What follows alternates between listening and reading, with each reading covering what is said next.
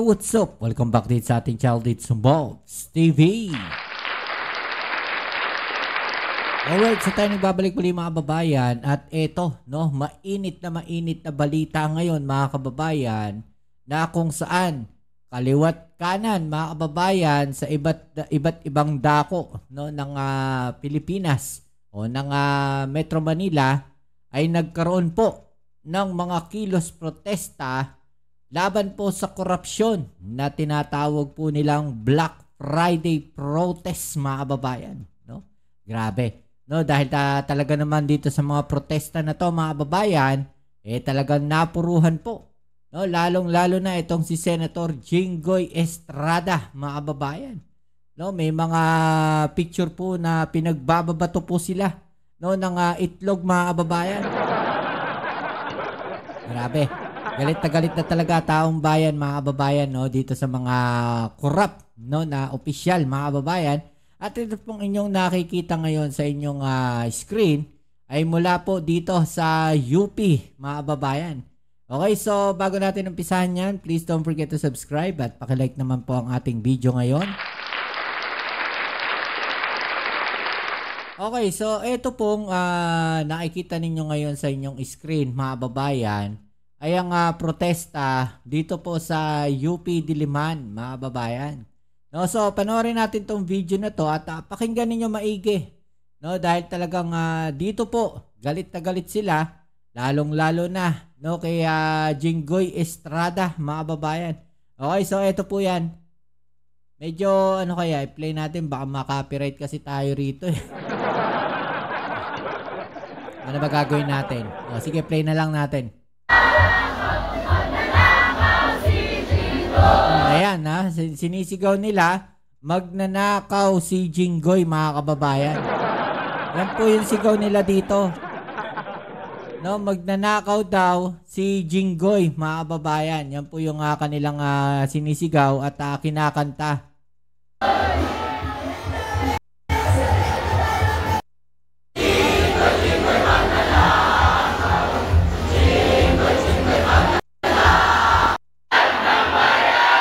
No, Jinggoy magnanakaw daw mga kababayan. Yan po yung kanilang sigaw, no? Diyan po sa UP mga kababayan, no? Talagang galit na galit, no? Talagang napuruhan etong si Jinggoy Estrada mga kababayan, no? Forward lang natin.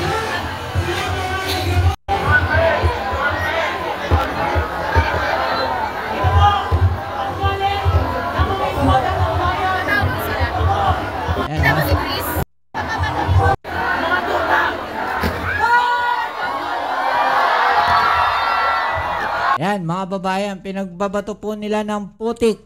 No, ito pong isang tarpaulin, no, ng government, no, at kasama pa ata si Bonoan diyan mga kababayan.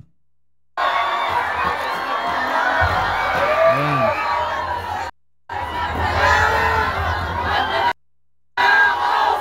DPWH. Okay, so pati si Pangulong Bongbong Marcos, no, sinasabihan nila ngayon. Ito yung balita, no, panoorin natin. Nangalampag ang iba't ibang grupo sa ilang bahagi ng Metro Manila sa gitna ng issue ng korupsyon sa flood control projects. At live mula sa Maynila, nasa frontline ng balitang yan, si Mon Gualvez. Mon, kamusta ang sitwasyon dyan? Umuulan pala. Magpapatuloy daw ba ngayon yung mga protest na yan? Yes, Ruth, kasalukuyang nagsasagawa ng kilos protesta ang ilang miyembro ng grupong Gabriela NCR dito sa tapat ng LRT Carriedo Station. At kahit nga malakas ang buhos sa ulan ngayon, hindi alintana ito ng mga nagrarally para nga kundinahin yung mga nangyayaring katiwalian daw sa bansa. Bahagi pa rin ito ng tinatawag ngayong Black Friday protest kontra korupsyon. Bago nga yan, sama-sama at sabay-sabay na nagsilabasan sa kanilang mga classroom at nag-walk out ang ilang mga estudyante ng UP Diliman sa Quezon City. Pawang nakasuot ng kulay itim ang mga estudyanteng lumabas mula sa kanilang mga klase para magprotesta sa loob ng campus. Panawagan nila, sobra na ang lantarang korupsyon at pagnanakaw sa kaban ng bayan. Lalo na ang mga nasisiwalat ngayong maanumalya o manong flood control projects. aprobado ng UP Chancellor at mga dean ng iba't ibang kolehiyo ng universidad ang pagrarally ng mga estudyante. Kaya bukod sa mga banner kung saan nakasulat ang kanilang mga hinaing, may ilang nagsuot pa nga ng maskara na may mukha ng mga politikong kinokondena. Ayan mga babayan, no? Si Jinggoy po, no? At si Villanueva yung nasa tabi. Mga taga-UP, may nag-spray paint din sa kalsada at nagkantahan ng kanilang pagkadismaya sa administrasyon. Git ng UP students, hindi rin daw ligtas sa kanilang universidad sa mga napipending na proyekto ng DPWH. Sa katunayan, ang Faculty Center at newer building ng College of Arts and Letters ay magwawalong taon na raw na hindi pa rin natatapos. Makasawang diskaya umano ang contractor sa naturang proyekto. Magwawalong taon na, hindi pa rin tapos. Ito yung yung tinanong sa kanila. No, kung di ako nagkakamali, si Tulfo ata yung nagtanong sa kanila mga kababayan. Kaya naman galit na galit. No, itong mga estudyante ng UP, no, lalong-lalo na dito sa mga diskaya. Imagine niyo 8 taon na, hindi pa rin tapos. Pero yung magandang opisina nila, yung magandang bahay nila at magagarang mga sasakyan, napakagaganda. No, tapos yung mga projects nila hindi pa rin tapos. Ay, nagkamali kayo. No? UP pa yung ginanyan ninyo. Nasiwalat din. Talagang palaban yung mga estudyante diyan. Yari kayo ngayon. Sa pagdinig sa Senado. Sa tapat naman ng Senado sa Pasay City. So kung 8 taon, ibig sabihin nagsimula yan panahon ng dating Pangulong Duterte pa. 'Di ba mga kababayan? Oh, nako po. Nangyari. Protesta rin ang grupong Bunyog Pagkakaisa. Pinagbabato nila ng itlog ang nakasabit na tarpaulin sa gate nito. Ayan, no? Sa Senate naman, mga kababayan, pinagbabato. No, itong tarpaulin ni Jinggoy Estrada at ni Villanueva ata to. No, pinagbabato nila mga kababayan ng itlog ata to. No, nako. Masaklap niyan, baka yung itlog bugok pa, di ang baho niyan dyan. Ikaw nila panagutin ang mga tiwaling opisyal ng gobyerno. Sa mga oras na ito, Ruth, kaya nga nasabi ko na nagpapatuloy ang programang ginagawa nitong grupo ng Gabriela NCR. May mga kasama rin sila dito ang ilang mga residente ng Tatalon sa Quezon City na madalas daw nabibiktima ng mga pagbaha na lampas tao dahil nga sa mga pumalpak o hindi pa rin nagagawang mga flood control project sana sa kanilang lugar. Balik sa iyo. Okay, so yung mga kababayan, no, yan yung isa sa mga balita na ating pag-uusapan. Pero ultimo, ito mga nasa Forbes Park, mga kababayan, no, natatakot na rin po, no, dyan sa mga rally na yan. Alam nyo naman, Forbes Park, mga kababayan, no, maraming mayayaman dyan, no, at may mga prominenteng tao rin, no, nandyan sa Forbes Park. Natatakot po sila, no, na baka mangyari sa kanila yung sa Nepal, no, dahil ito po, no, mga Forbes Park residents, naghahanda sa umuugong na protesta laban sa korupsyon, mga kababayan. No, alamin natin bakit nga ba sila natatakot, no, dito sa malawakang protesta na nangyayari po ngayon. Ang araw bago ang umuugong na di umano'y malakihang kilos protesta kontra korupsyon, nananatili namang kalmado at tahimik ang sitwasyon dito sa kahabaan ng McKinley Road sa Makati. Tila naghahanda ang ilang residente ng Forbes Park sa di umano'y posibleng rally o mobilization sa kanilang lugar. Nakatanggap kasi ang Bilyonaryo News Channel ng report na pinaghahanda raw nila ang Homeowners Association at barangay tungkol sa heightened security sa exclusive village. Yan ay bunsod ng serye ng corruption scandal sa maanumalyang flood control projects. Kumalat daw ang umuugong na protesta sa September 13 na posible umanong dumaan sa may McKinley Road. Para sa isang taga-Forbes na tumangging humarap sa kamera, pakiramdam niya susugurin sila roon. Mob mentality raw ito ayon naman sa isa pang residente. Nitong nakaraang linggo, sinugod ng ilang demonstrators at flood control survivors ang opisina ng St. Gerard Construction sa Pasig City. Pinagbabato pa ng putik ang gate ng kumpanyang pagmamay-ari ng Diskaya family, ang kumokontrol ng 9 na construction firms sa bansa. Sinundan ito ng hiwalay namang protesta ng Akbayan Youth. Lalo pa raw nangamba ang Forbes Park residents dahil sa kamakailang bayolenteng protesta sa Indonesia at Nepal na may kaugnayan din sa korupsyon. Tumangging magbigay ng pahayag ang Forbes Park Village Management para raw sa security at privacy ng kanilang komunidad. Sinuri ng BNC ang nasabing impormasyong kumalat sa Forbes Park tungkol sa protesta. Hanggang sa natunto namin ang isang Facebook page na nagngangalang Kalayaan kontra Korupsyon.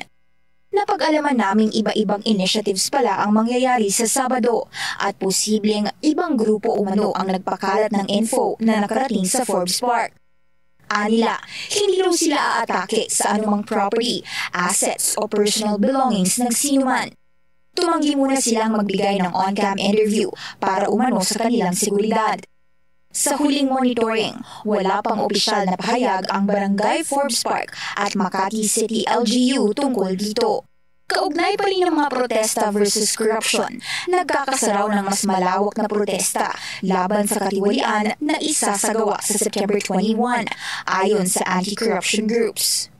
September 21 kasi ang anibersaryo mismo ng proklamasyon ng martial law.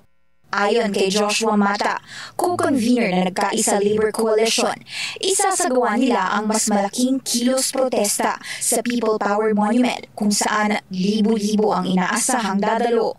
Maliban dito, posible ring magkaroon ng ilang pagkilos sa ibang mga lugar. Giit nila, kailangang magkaroon ng moral urgency at collective action sa mga nangyayari sa ngayon. Bilyong-bilyong pisong nakulimbat mula sa kabanang bayan raw ang issue. Sa pagkilos sa EDSA Shrine ngayong araw, nais din nilang ilabas ang SALN ng mga public official na dawit sa flood control scandal. Sa isang pahayag, pinawi naman ng NCRPO ang pangamba ng marami at sinabing handa sila sa anumang sitwasyon.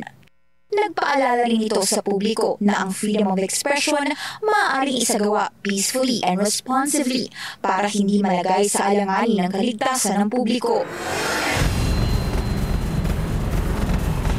Pinky, kanina nakausap din natin ang iba pang progressive groups kabilang ang Bayan o Bagong Alyansang Makabayan at ayon kay Secretary General Mong Palatino, normal lang daw yung pag-aalala ng mga residente pero higit daw na dapat mas ituon ang kanilang pansin sa mga sangkot na opisyal sa anomalous flood control projects at anila welcome daw ang Forbes Park residents na sumama sa kanilang protesta sa September 21 at kahit mga taga Forbes Park o sino mang mga individual dahil mapayapang protesta naman daw ito at sa ngayon hinihintay pa natin ang official statement ng Barangay Forbes Park at Makati City LGU pero muli iginiit nga ng NCRPO na handa silang siguraduhin ang kaligtasan. Okay, so yan mga kababayan, no? Dahil nga po dyan, no, sa kaliwat ka ng protesta at talagang galit, no, ang ating mga kababayan sa mga nangyayari na to. No, nag-utos po ang ating Secretary Dizon, no, pinagbawalan muna magsuot ng uniforme. No, ito pong mga DPWH officials at mga mga tauhan, mga kababayan, no, dahil nakakatanggap daw po sila ng mga harassment po. No, dahil syempre, galit na galit yung taong bayan eh. 'Di ba? Talagang nadiin etong DPWH. No, kahit nga kung ano makita mo diyan sa kalsada, nakita ka ng kotse, isipin agad ng mga tao, DPWH flood control. Actually nagiging biruan siya, pero yung reality, mga babayan, 'di ba, na nakita natin. No, nagiging biruan lang siya na pag may nakita kang mamahaling coach dyan, no? Ang sinasabi palagi galing sa flood control. Hindi mo masisisi kasi ganun yung lifestyle eh. 'Di ba? Na pinakita nila yung mga mamahalin yung kotse, 'di ba? Magagarang mga bahay, no? Mga kasuotang mamahalin, 'di ba? Kaya lahat na lang na makita ngayon, no, na basta mamahalin flood control. Ito, pakinggan natin itong balita na to. Panoorin natin. Pansamantalang sinuspindi ni DPWH Secretary Vince Dizon ang pagsusuot ng uniform ng mga opisyal at empleyado ng ahensya. Ilan daw kasi sa mga ito ang hinaharas dahil sa flood control scandal. Yan ang agenda report ni Elijah Bonzo. Sa gitna ng flood control scandal, paalala ni Secretary Vince Dizon na hindi lahat ng mga manggagawa ng DPWH ay sangkot sa issue. Matapos yan nang maglabas sila ng memorandum na sinususpindi muna ang pagsusuot ng uniforme ng mga opisyal at empleyado. Nakarating kasi kay Dizon ang physical and verbal harassment na natatanggap ng mga ito. Unang-una, the people have every right to be angry. The president himself is so angry, he was almost brought to tears during an interview a few days ago. Sino ba naman ang hindi magagalit? Nakikita mo yung mga pinagagawa nitong mga hayop na to sa pera ng taong bayan. Masakit, pero ulitin ko, marami dito sa DPWH, higit na nakararami, hindi ganito. Maayos yan, honest yan. Ayon kay Dizon, nanggaling ang panukalang ito mula mismo sa unyon ng DPWH. Aminado ang kalihim na na-overwhelm sila sa dami ng kabi-kabilang anomalya. At humihiling ako ng tulong sa taong bayan. No? I-channel po natin ang galit natin para hulihin pa ang mga ito. Hanapin niyo po sila. Padagan niyo po sa amin. Ani Dizon, titiyakin nila na mapakinggan ang lahat ng hinaing ng taong bayan at masingil ang mga may pananagutan. Para sa agenda, Ayan mga kababayan, no? Matinding utos yan. No, kasi siyempre natatakot din sila no sa seguridad ng kanilang mga tauhan. Na-imagine niyo nga naman, no, hindi lang verbal, no, may physical pa. Ibig sabihin nananakit. No, ulitin natin mga kababayan, no, kahit ako against ako do sa mga pananakit, no, do sa mga physical na kaguluhan, 'di ba mga kababayan, kahit yung verbal 'di ba? Kasi unang-una hindi niyo naman alam no, kung ano yung pinagdadaanan ng tao na yan na kunyari DPWH employee, nakita ninyo dyan. Diba? Tapos wala naman siya kinalaman. At may pinagdadaanan yung tao na yun. Tapos bigla nyong aawayin, sisigawan nyo sa kalsada. No, hindi naman ata tama yun. Diba? Baka kung ano pa mangyari doon sa tao na yun. Kaya uli, no, panawagan natin, maging kalmado rin tayo. No? Kahit lahat naman tayo galit Diba? Doon sa korupsyon na nangyayari. No? Nakita natin. Diba? Pero wag natin lahatin, no, kasi hindi natin alam kung sino ba yung mga tao na ganyan, no, na sinasabihan natin ang hindi maganda na nakikita ninyo sa kalsada. 'Di ba? Baka mamaya may mga pinagdadaanan yan. Delikado. 'Di ba? So wag na tayong dumagdag do sa mga burdens nila. So ang hanapin nga natin, tama nga naman si Secretary dito, no, yung mga proyekto at yung mga tao na talagang involved. No, dito sa mga maanomalyang proyekto na to. 'Di ba? Lahat tayo apektado diyan. Mga babayan. Okay? So, yan muna ang ating video ngayon. Muli maraming salamat sa lahat ng mga patuloy na nakasuporta dito sa ating channel. Kita-kits tayo sa ating next video upload at sana isuportahan nyo pa muli yung mga video uploads natin. Right? So, ito muli ang inyong Kuya Mobs, it's Mobs TV. Peace and health.